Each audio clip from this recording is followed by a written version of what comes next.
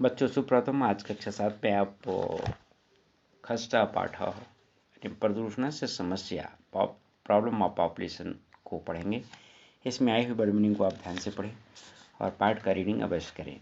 आधुनिक युगे प्रदूषण एका समस्या वर्तते। अभी आप लोगों ने हिंदी में प्रदूषण समस्या पर निबंध भी लिखे थे। उस विकास में बताया गया कि आज का युग में जो एक समस्या आई है वो प्रदूषण की है। प्रदूषण त्रिविधि भवति। प्रदूषण के कितने प्रकार होते हैं आप पढ़ चुके हैं। 3 प्रकार: जल प्रदूषण, वायु प्रदूषण, ध्वनि प्रदूषण।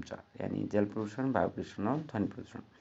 जल प्रदूषण में आप देखेंगे कि आधुनिक युग में जल प्रदूषण निरंतरम बढ़ती है।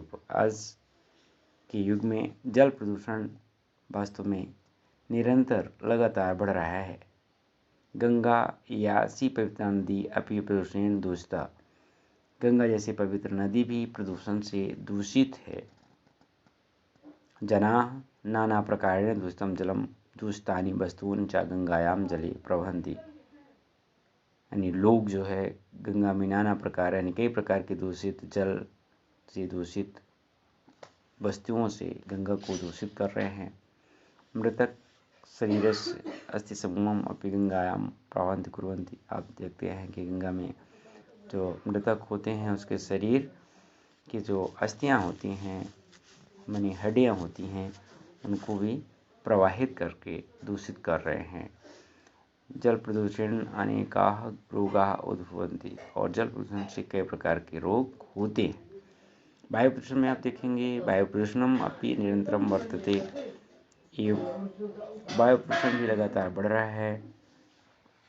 उद्योगशाला, इसको हम फैक्ट्री कहते हैं, निश्चितेन ध्रुवेण च वाहनानां धूमेन च वायु प्रदूषणं भवति।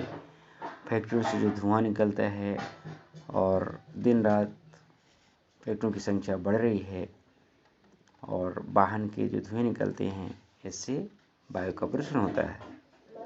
आज आप देखेंगे आदित्यानि वाहनानां उद्योगशालानां संख्या दिन प्रतिदिन कुर्वन्ति। आज रोज वाहनों की संख्या और फैक्ट्रियों की संख्या दिनों दिन बढ़ रही है। इस प्रकार आप ध्वनि प्रदूषण के बारे में जानेंगे कि वाहनानां उद्योगशालानां कोलाहलेन च ध्वनि प्रदूषणं भवति।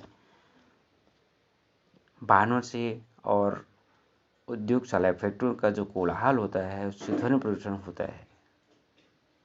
अनेन प्रदूषण अपि अति हानि भवति। इस प्रदूषण से भी बहुत हानि होती है।